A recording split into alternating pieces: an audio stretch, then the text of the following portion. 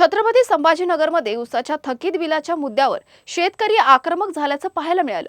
पैठण येथील श्री संत एकनाथ सहकारी साखर कारखान्याने शेतकऱ्यांचे लाखो रुपयांचे ऊस बिल थकवल्याचा आरोप करत स्वाभिमानी शेतकरी संघटनेच्या वतीने जिल्हाधिकारी कार्यालयात आंदोलन करण्यात आलं।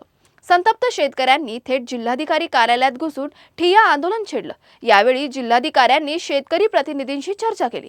कारखान्याची मालमत्ता विक्री करून शेतकऱ्यांचं थकीत ऊस बिल पुढील 15 दिवस अदा करण्यात येईल असं लेखी आश्वासन प्रशासनाकडून देण्यात आलं। त्यानंतर शेतकऱ्यांनी आपलं आंदोलन मागे घेतलं आहे।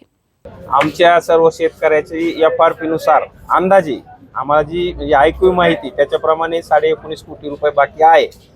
परंतु जिल्हाधिकारी साहेबांनी हे सांगितलं की तिथं आज किती 13,000 काही पोते साखर आहे क्विंटल आणि 2,000 टन मोलेसिस आहे, काही बैलगाड्या आहे।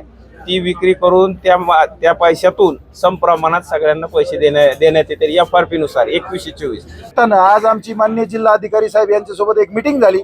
या मीटिंग मध्ये असं ठरलं का सचिन घायाळ शुगरकडे आज जी 13,000 पोते साखर शिल्लक आहे आणि 2,000 टन मोलेसिस शिल्लक आहे, काही ज्या गाड्या आहेत ऊस वाहतुकीचे त्याला जेटी म्हणतात त्या जेटी शिल्लक आहे, याचा लिलाव येत्या 15 दिवसात होईल आणि मग 15 दिवसानंतर शेतकऱ्याच्या खात्यात एक पैसे मिळतील असं आशयाचं पत्र ते आम्हाला देऊ लागलेले आहे।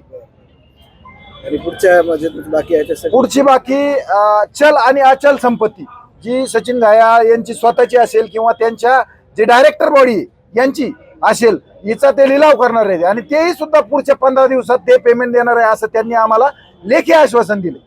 जिल्हाधिकाऱ्यांच्या लेखी आश्वासनानंतर शेतकऱ्यांनी आपलं ठिय्या आंदोलन मागे घेतलं असलं तरी पुढील 15 दिवसात थकीत ऊस बिलाची रक्कम प्रत्यक्षात मिळते का याकडे आता शेतकऱ्यांचं लक्ष लागलं आहे।